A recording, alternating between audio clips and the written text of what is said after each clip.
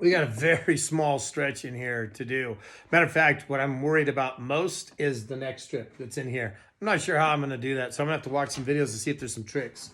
Uh, I am finding that on this last strip that I'm doing here, I am totally fitting it before gluing it. That way I don't have to rush and struggle on the end cut. Notice how incredibly long that cut is. So again, I do not have the trick for this yet. Even though I lay it up here and I try and eyeball it and cut it, I always seem to be somehow just a little bit shy. Not sure, but obviously this one I had pulled it in, used the rubber bands, the cords, and then made my cut and then put it back in and kind of made sure I was a little bit over, but you can see where I still have a bit of a gap in here. So I still, again, probably need to build a few more of these canoes in order to get practice. So I'm going to go ahead and do this one. Again, I will cut it and shape it first before doing any of the gluing. And then I got to do some research on figuring out how to do this one because that one's tricky. Plus, it's got to be a flat side. And we got to get a curve for the cove cut to be able to get in there and run flat. So we got some work to do. All right. So I got this side in. All right. Again, very difficult. I would say that these two strips, you really have to cut, shape, sand first. And you're going to actually have to, in a sense, dry, clamp them in order to get your best feel on the end that you are doing the final fit to. You will find that you really have to do a lot of trimming in order to get it to kind of snap in around. Matter of fact, I just kind of cut off that bevel so that it just lays down. And you'll notice I've got a little weight in order to kind of keep it in there because as it's being pushed, it wants to lift up slightly. I have to go do some research and figure out how to do this last strip. As soon as I figure out any kind of tricks, I'll be sure to share with you. So we've got those last two in. Let's go do some homework. All right, so I want to talk through these last two strips. They're tricky. But I told you I was going to go back and do some homework and watch some guys do this on video. And I saw some interesting techniques that people did. A lot of times they just kind of cut it and work. But what I have as a problem is I still have my bead up here. And what I noticed is a lot of guys kind of had flat edges. So it was easy to just kind of pop something in after you would cut it to shape. Flat surface to flat surface. Well, there may be slight curvature here. So I still have that bead cuff. So I was worried that this could be a mistake. However, I watched a guy who used paper in order to trace out that shape and then he would cut it. Well, again, my concern is I got to get my cove side to curve versus the flat side up here that's going to meet up. So in thinking of that guy's idea in terms of the paper, I wanted something that was transferable. I didn't want to necessarily have that paper.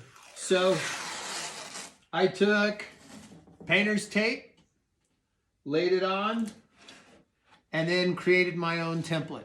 So I'm going to go into time lapse so you can kind of see this and how I did it. I do trace it with a pen or a pencil. And then after I've done that, I will transfer it to my wood strip. All right, so let me just show you how I did this. And then we'll actually get this strip in because this one's already in. I'll go ahead and pop it out.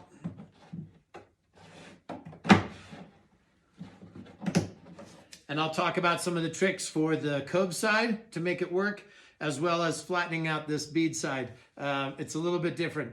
Let's take a look at how we do the template here first.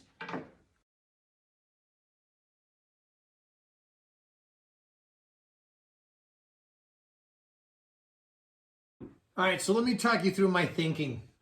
I know that my cove side is always working out here. That way my bead side I was able to clamp down. However, my bead side is actually straight.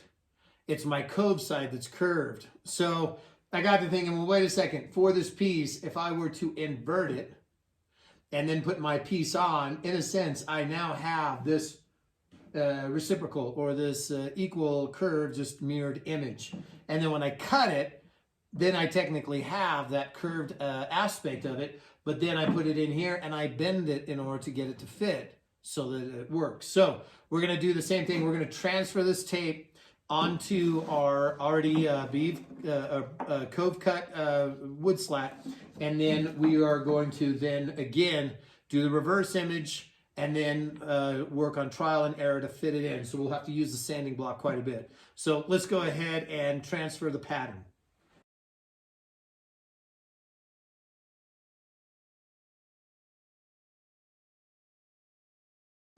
Now there's a couple of notes that I want to make on this. You'll saw that I was kind of particular flipping it around. This was one of my first setup cuts on the Cove, and so one side is a little bit thicker and the other side really got too thin and broke off. It's the thicker side in terms of this uneven cut that I actually want on the bottom. That way I've got a little bit more material pushed that way. So that's why I flipped it around, and then you'll notice that with that straight edge, I'm really working it on that Cove cut all the way across just to make sure I've got it. Now I'm going to cut this down because I found the better piece out of this strip. And now I'm going to take it over to the bandsaw and I'm going to cut that edge. I'm not going to bore you with the bandsaw cut because that's just a nice long angular cut. And then we'll come back and we'll start sanding it. So we're going to go to the bandsaw after we've cut the two pieces off. So real quick, just cut it. Just want to show you what it looks like as we've got this set up. And again, so this was the bead side, here's the Cove side. We will get that eventually to fit in there.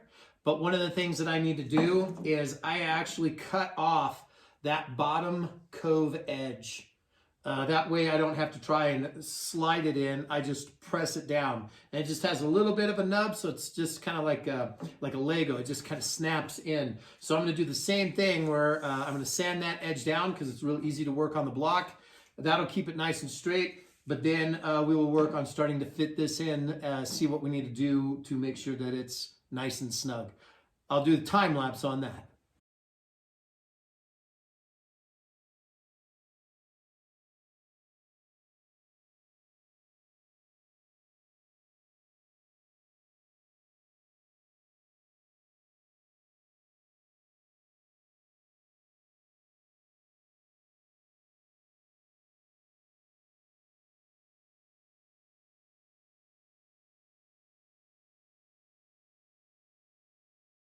All right, so I've got the pieces in. I stopped the time lapse because it's probably taken me a half hour, 45 minutes, if not longer, because this piece is a little bit thinner. It was definitely more challenging to get in, especially this long taper here on the back side. That's what I was trying to get to fit. So now they're in, we're gonna pop them out, we're gonna glue them up, and our shell will be done. We'll start sanding tomorrow after the glue has dried. So let's just do a quick little time lapse of the glue process. Shouldn't be anything too terribly difficult, hopefully. And then we'll start sanding tomorrow.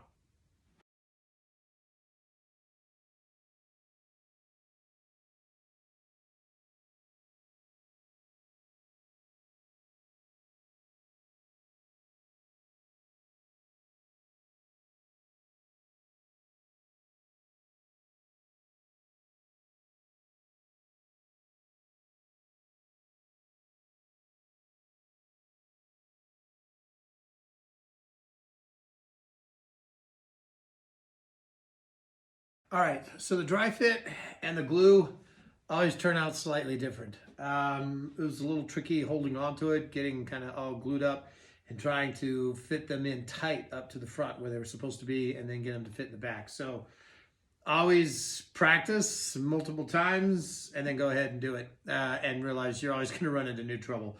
I did go ahead and put down some scrap, and on the inside edge here, I did go ahead and put a few pounds in order to just kind of keep everything flat against the form. And hopefully we'll have some good results for tomorrow. So let's go ahead and let it dry and we'll come back and sand.